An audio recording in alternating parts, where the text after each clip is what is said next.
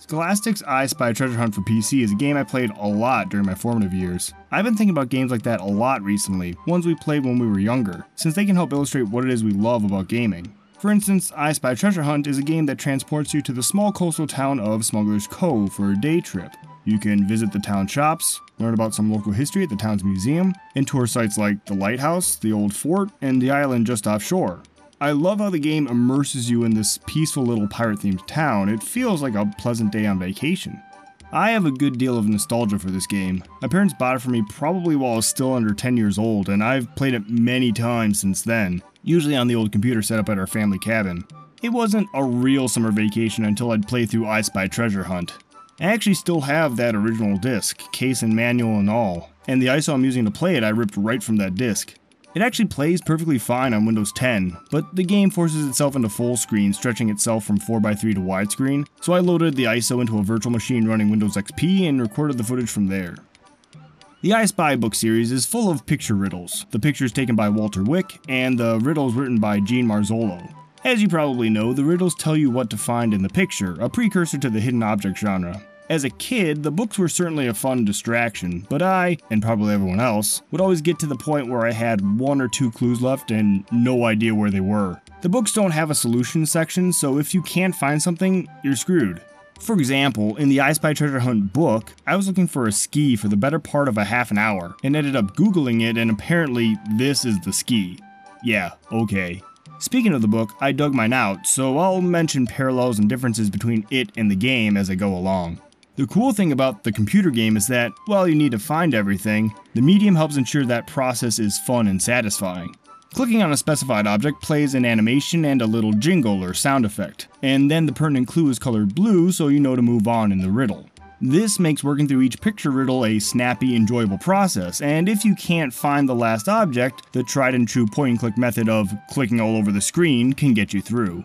But the video game form factor has other perks too. The different picture riddles are now contextualized as real places in the town of Smuggler's Cove to visit. The main road connects to a number of establishments to tour, like the Duck Pond Inn and Smuggler's Cove Museum. And the side roads lead off to sites to explore, like Shipwreck Shore and the Lighthouse. And these destinations are where you find the picture riddles. This feeling of exploring the town in-game is much more cohesive than simply turning the page. Another perk is all the little pirate jingles.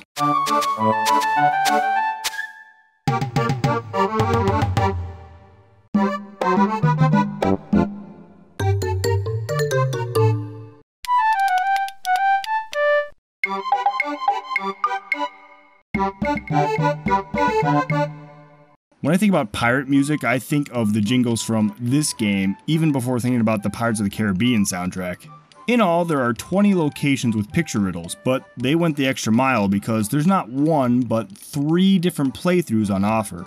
Each playthrough is a unique treasure hunt set up by one of the town's legendary pirates, starting off with One-Eye Pete and then randomly followed up by either a Newman or Mary Pierce.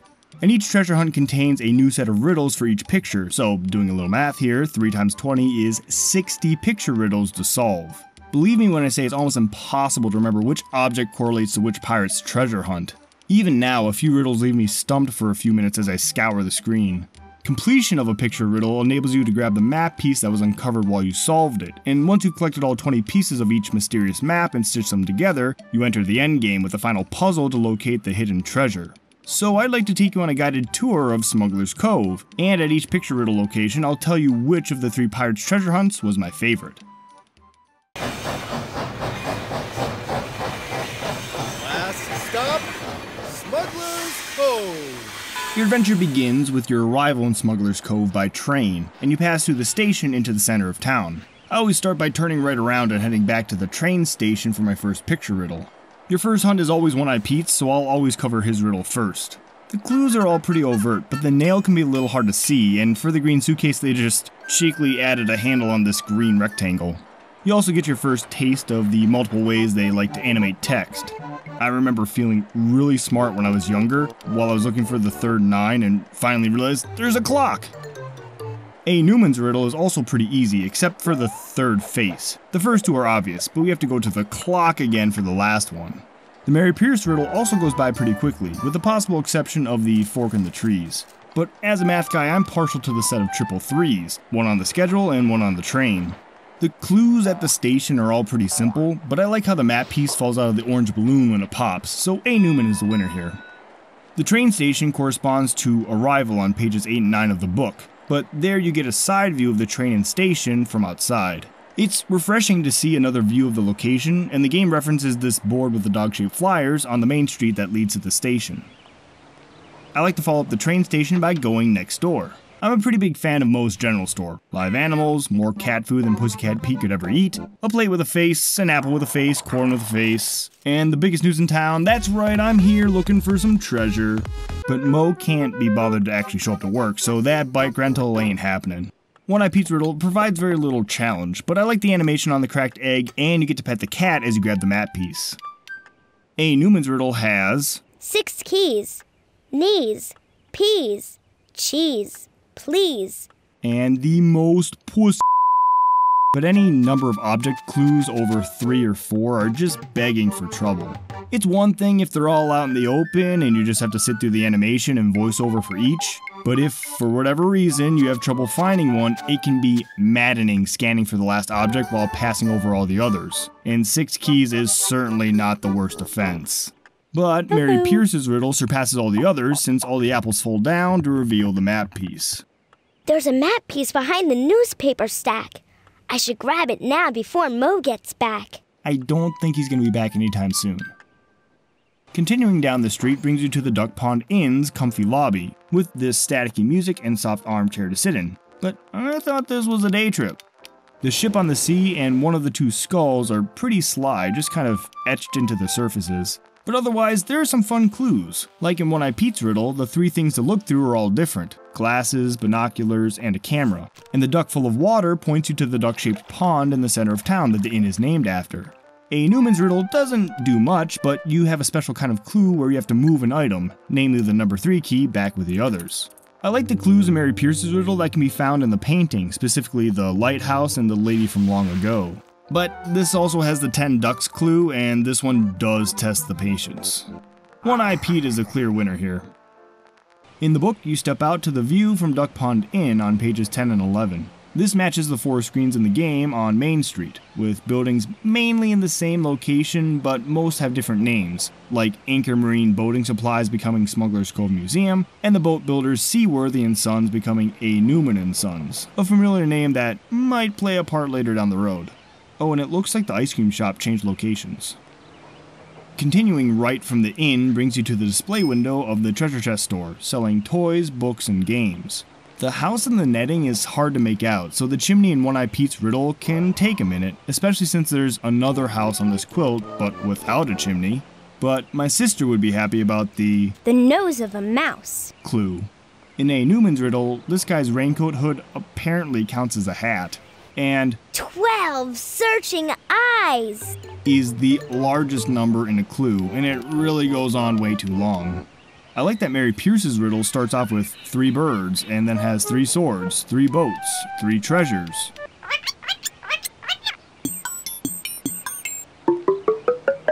And a 3, so her treasure hunt gets the point. The treasure chest store has a direct parallel in the book on pages 12 and 13, although the view from Duck Pond Inn indicates it's more of an antique store. Although the layout is very similar to the PC one, the 2 displays are different. Another screen to the right lands you in the ice cream store, a pleasant reprieve and a cool treat on a warm summer's day. Honestly, not the most imaginative location, but I still like it, with its tinkly little ice cream truck tune. One thing I don't like are the clues that are located in the wallpaper pattern. There's just too much to look at. For instance, in One Eye Pete's riddle, one of the 3 swords is in the wallpaper pattern, but I do like the plastic sword and the ice cream, and the chalkboard drawing of the plastic sword and ice cream. I love cherries on top of sundaes, so I also like A. Newman's clue for 2 cherries, one real and one on the chalkboard. And I appreciate Mary Pierce's riddle with 2 prices, toppings for 10 cents and the Swashbuckler Swirl for $3.29. I like the chalkboard here. It reminds me of when Steve and Blue skidooed into the chalkboard world. This one certainly wasn't clear-cut, but One Eye Pete does have those plastic swords, so I'm going to give it to him.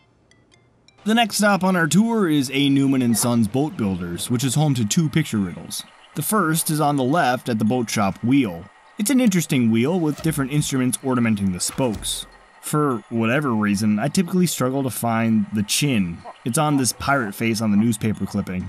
The mathematician in me likes the line for a 4 clue in One Eye Pete's riddle, and the variety of finding the 3 tails on the snake, the seahorse emblem, and the shark-shaped stain is cool. This is A. Newman's shop, and his riddle has a couple number-themed clues, including both the 2 and 6 on the ruler, plus the 6s on the domino and in 1768. Mary Pierce's eyelash clue can be a little devious if you don't recognize this wood knot as an eye. The E for an 8 clue forces you to think outside the box and notice these 2 are adjacent. Wait, I just realized that each item in the spoke corresponds to the letter in seahorse. S for shovel, E for 8, A for arrow, H for horn, O for oar, R for rolling pin, S for sword, and E for domino? No, 11! I cannot believe I never noticed that before. It's a toss-up between One Eye Pete and A. Newman, but Pete has the 7 screws clue, so I'm gonna have to give it to A. Newman. Home field advantage. The other picture riddle is up in the boat shop Loft, which looks like a dumping ground for all sorts of junk Newman had lying around. There should be no doubt now what Newman's old ship was called. The most interesting clues in One Eye Pete's riddle are probably the boat on the sail because it can be hard to see, and the 2 birds because this sideways owl on the block does count. The A. Newman riddle starts off with the classic 2 bats where one is the animal and the other is a baseball bat, but it also has a mouse that holds the map piece.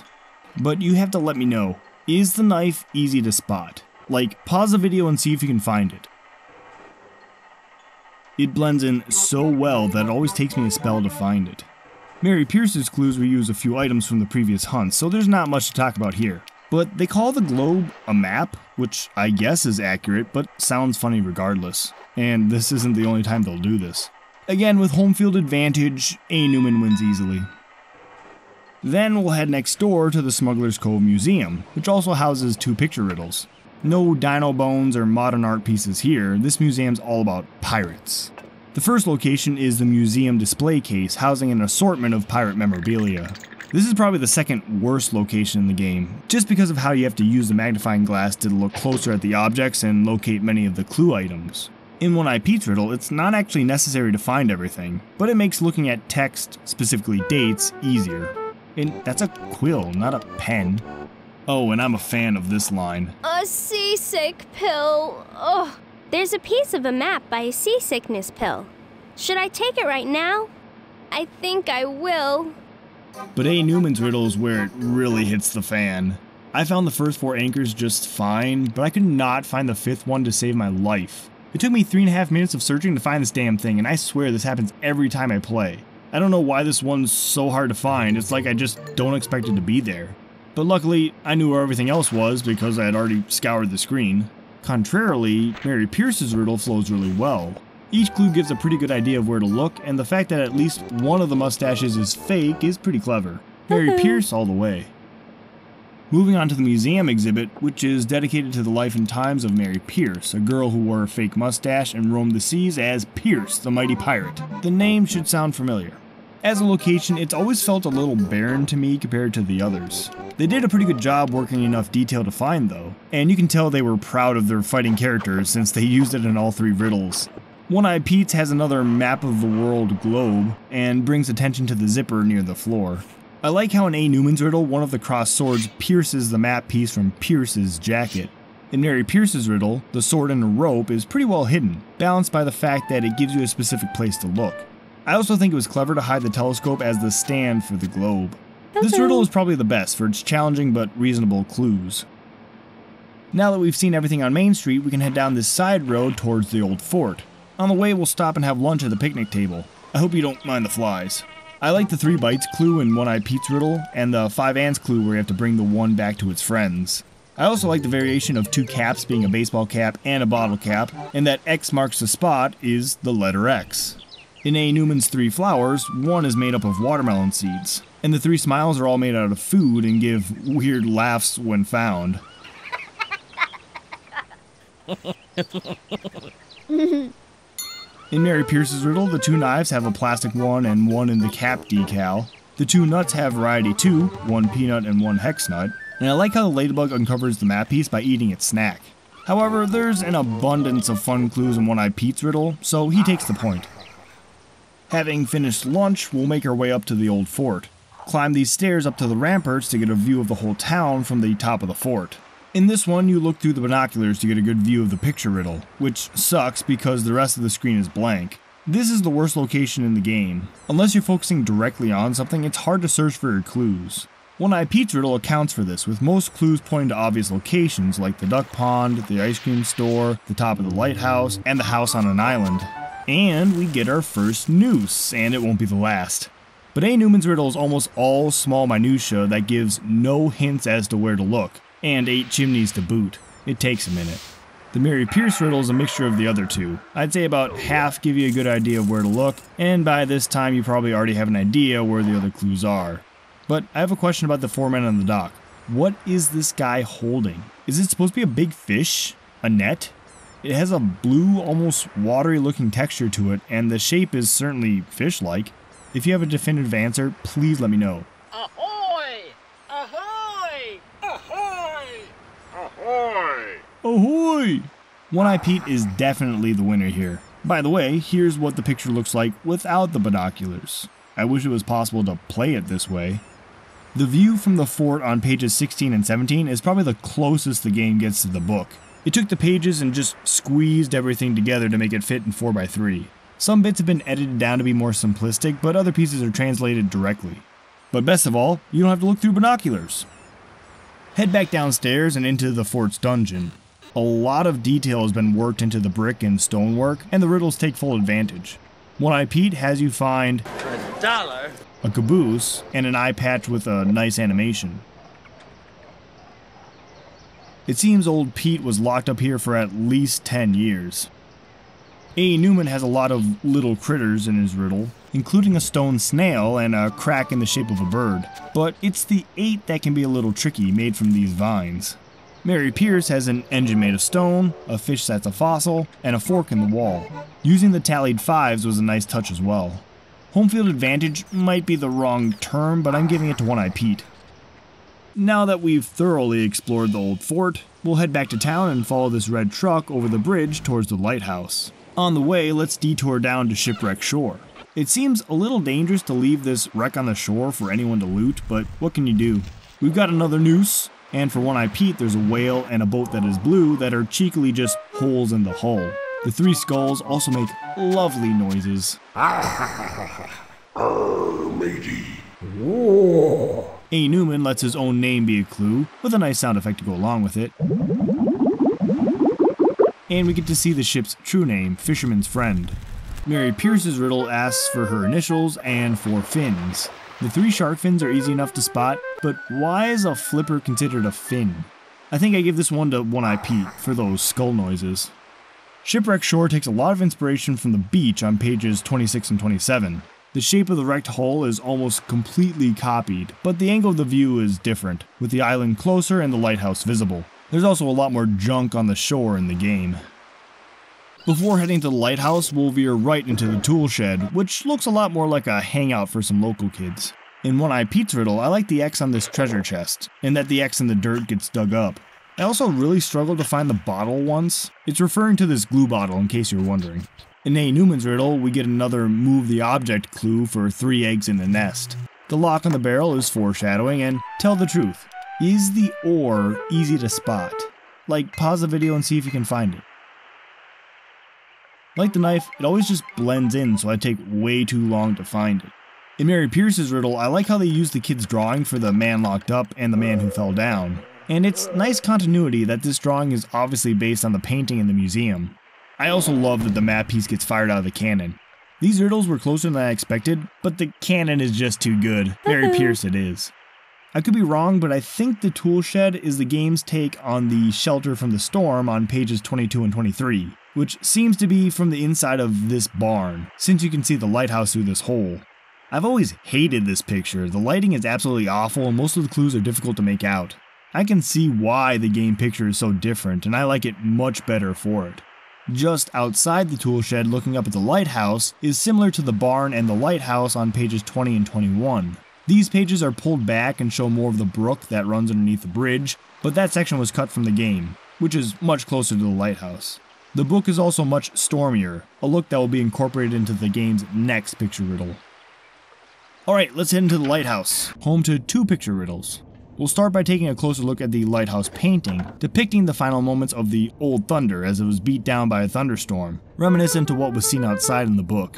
This is an interesting picture in that you're not only looking in the image, but also in the frame and the wall around the edges, so it's surprisingly easy to miss things. And this is a pretty desperate scene with men falling overboard and this guy straight up getting eaten by a shark. A feeding shark is one of the clues for One-Eye Pete. A. Newman's riddle demonstrates how hidden things are, like the sword in the lightning, the safety pin in the rigging, and the car on the sail. In this time, you have to click on all 6 men overboard, including our shark attack victim, and when they wriggle around it's just too much. And the sound the man on the rope makes is harrowing.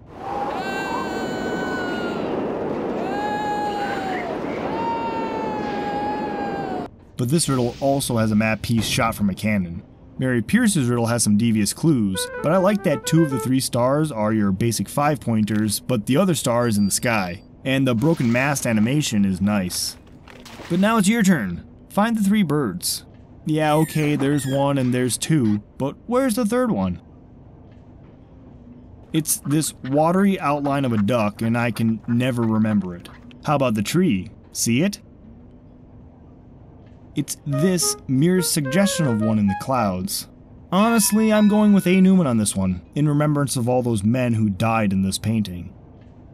Next, we'll head upstairs for the view through the lighthouse window. We get another big brain moment in One-Eye Pete's riddle when we pick out the second 4 from the clock. I also like the animation on both birds, the one with the apple and the one that swoops in with the map piece. For A. Newman, the SOS message in brick is nice, and I like the map piece falling from the belt, but they got me good with the nail. I was expecting something like we've seen in many other pictures, a big nail just hiding out, but this one is a nail doing its normal thing, holding up the portrait. There's a lot of overlapping clues in Mary Pierce's riddle, but I'm still a fan of the SOS. The 2 boats inside is a little more clever than the 5 boats from earlier, and as a kid I always thought this ship in the corner looked like 2 rabbits floating on a pan in the water. Anyone else see it? This shark is so darn happy to be the mouth open wide. And we're going back to the clock for the other 2 brass bells. At the end, the mouse has the map piece, so Mary Pierce stands above the rest. For the final leg of our tour, we'll head back into town and make for the docks to rent a fishing boat to visit the island. I don't think we'll have time to do any fishing ourselves, but let's look at the tackle box on the boat regardless. By the way, if your tackle box has bugs crawling all over the place, you need to clean out your tackle box. Speaking of insects, somehow I completely passed over this ladybug for number 7 in One-Eye Pete's riddle. Not sure how. We get another moving clue returning this worm to the cup, and noticing this pirate is unlikely unless you already know where to look. Not much to report for A. Newman, but oh man, the way she says, A slithering too. And an eyeball that's green. Similarly for Mary Pierce, a few number clues, but nothing all that interesting. One-Eye Pete is a clear standout. This view from the boat, alongside the views from Shipwreck Shore and the top of the fort, are the best looks we get at the island, and we also get a look once we land. These views mirror looking through binoculars from pages 28 and 29. We also see an island with a ruined building and an old well, but there aren't many other direct similarities. If this binocular view is what inspired the top of the fort, then I hate these pages even more. Now that we've landed, let's first explore the ruin on the island. All that's left of this home is the hearth, which is otherwise overtaken by nature. A lot of little critters in this one. I like One-Eye Pete's 3 shell clue because there's the seashell, the snail shell, and the turtle shell. I also like A. Newman's Anne Parade crown clue, and the old rusty nail is easy to miss. It reuses the lizard, snail, and turtle, but this time the turtle has the map piece. The pair of green eyes in Mary Pierce's riddle can be tricky to spot. It's this owl near the top. I think I'll pick A. Newman for the turtly goodness. There's not much to say about this place. I wish they would have gone into more detail about who lived here and what happened to their old home. Whoever lived here built the well on the island nearby, and you hauled the bucket, hopefully, but unfortunately the treasure isn't here. Rather, it looks like tourists have used this well to make wishes and dump some unwanted trash. For One-Eye Pete, we find a fortune cookie fortune and have to notice this ear of corn hidden on the rope. A. Newman has the dreaded 10 pennies clue. They're all out in the open, it just takes a while to click on them all. The tooth took me a while to find, I guess it just blends in with the stone. But tell me honestly, is this what you were expecting when you read A Water Drop? The Mary Pierce riddle has some good clues. The wishbone cracking is certainly appropriate, but here's another chance for audience participation. Can you find the 3 swords and the tree? Pause the video and see. Okay, 2 of the swords are cleverly hidden. One carved into the bucket, and the other as a leaf on this frond. And the tree is in this butterfly's wing pattern. These 2 clues frequently slow me down on playthroughs. By far the most interesting of the riddles, Mary Pierce gets the point. This location was inspired by Treasure at Last on pages 30 and 31. The book version takes place at night, and in this instance the treasure was in the well, and some was hauled up in the bucket. A fitting end to the book, but we've got a good bit left to go. And now we come to our final picture riddle at the nature clearing on the island. This seems like a splendid place to settle down with a book and just relax for a while. The One-Eye Pete riddle points out the hole in the tree that the owl makes his home. I like that trope in media. The sword and bird made from holes in the foliage are creative, and I love the sounds the 4 mushrooms make.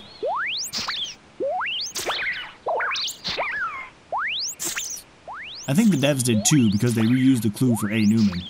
And I'll defend the 8 birds clue. They reused the 2 blue birds and got the owl and other fowls involved. I just wouldn't want to be the one who grabbed the map piece from the skunk. It surprises me that a stinky skunk could find a map piece. Who'd have thunk? The Mary Pierce riddle feels like it reused a lot of clues, like the crow, the owl, the antlers, but at least this time the owl has the map piece. Even with the skunk, I think I'm going with A. Newman on this one. This picture is reminiscent of the treehouse and the waterfall on pages 18 and 19, although I don't think that spot was supposed to be on the island. Yeah, the map shows the waterfall on the brook here, further inland. Ultimately, these images are very different, but a lot of the animals appear in both. We finished all the picture riddles, but we're not through yet. We've entered the end game. I wasn't keeping track of points while writing, so I've now tallied it all up, and One-Eye Pete has 7, A. Newman has 6, and Mary Pierce has 7. What are the odds of that? Luckily, the endgame presents us with a way to break the tie. In each hunt, we have to arrange the map pieces together, and they'll lead us on the final leg of our search for treasure.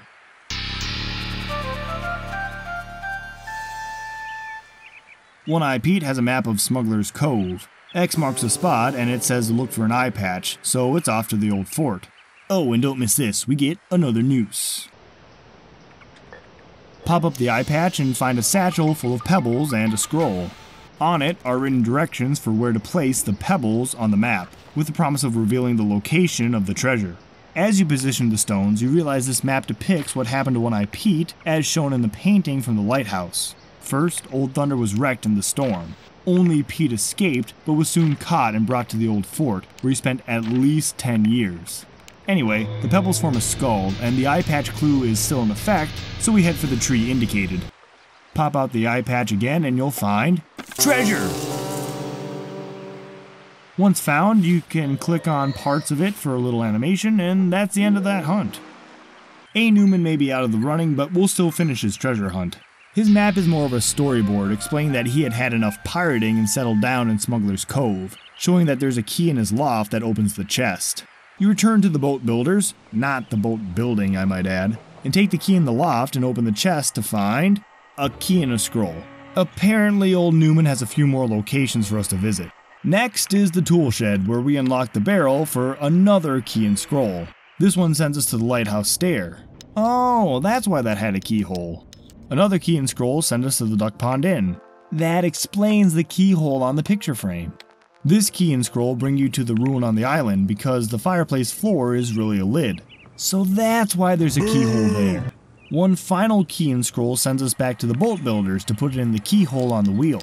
This opens a secret compartment and you'll find treasure! There's a note where he explains that he put his pirating past behind him and became a new man. A. Newman. Wait, his name is a pun? I never knew that. The manual calls Mary Pierce's a rebus map, a rebus being a puzzle in which words are represented by combinations of pictures and individual letters. The problem being the pictures are missing, so it becomes more of a scavenger hunt. She sends you to Shipwreck Shore to find a bottle with her initials. In it are a number of scrolls by which she also sends you around the town to pick up the missing objects for her riddle. There's a playing card at the well, a shell at the general store, a handkerchief at the museum exhibit, you can just take that, a teacup at the Duck Pond Inn, and a gunpowder horn at the old fort's ramparts. You put the items in her little riddle and learn that to find her treasure, you have to go to the island and pull the sword that points to MP, uncovering a little cave. So you head for the nature clearing on the island and pull the sword and you'll find treasure! Her note just reveals she's a woman, which we already knew because of the museum. To sum up the treasure hunts, I like A. Newman's because the sound effect for the keys is just scrumptious.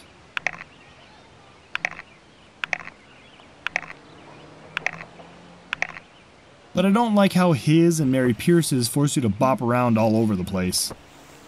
One Eye Pete's only sends you to 2 locations, and while the pebble placing might go on a bit long, I like the riddle better. So I guess technically that means One Eye Pete is my favorite playthrough, but hopefully I've demonstrated that I like them all pretty evenly. That's even represented in their treasure locations, all 3 are great. To finish up comparisons to the book, the treasure maps are inspired by the map on pages 14 and 15. The map portion is similar to One Eye Pete's, and the storyboard recounting of Captain Kidd is a lot like A. Newman's. It's actually really interesting comparing the 2 layouts of the region. The only other picture from the book is the cave on pages 24 and 25, not really represented by anything in game. This is where Captain Kidd hid when he was trapped, but I don't think anything here directs you to look for his treasure in the well. Oh well. Unlike some other games in the I Spy PC game series, this one doesn't have unlockable minigames or anything like that. What I showed you is the entire game. In case you're wondering, yes, this is apparently the 6th game in the series, if you include a remake and 2 titles targeting an even younger audience. I've only dabbled in some of the other games a little bit since I set up my virtual machine, but from what I've seen, the setup, game flow, and theming in Treasure Hunt is the strongest. Like I said way back in the beginning, I Spy Treasure Hunt is a game I first played as a kid, and it stuck with me for over 2 decades. Sure, its video gamification of the I Spy formula is successful, and it probably has helped kids develop reading comprehension, but the way it immerses the player in this little town by the sea obsessed with its pirate-filled history is what makes the game one of my childhood treasures. If you have any good memories of this game, why don't you share them below? If you happen to make it this far and have never played it, I think it's considered abandonware, and like I said, it actually runs fine, albeit stretched, on Windows 10, so it should be pretty easy to try out. Treat yourself to a little day vacation. Thanks again for checking this out, and I hope to catch you in the next one.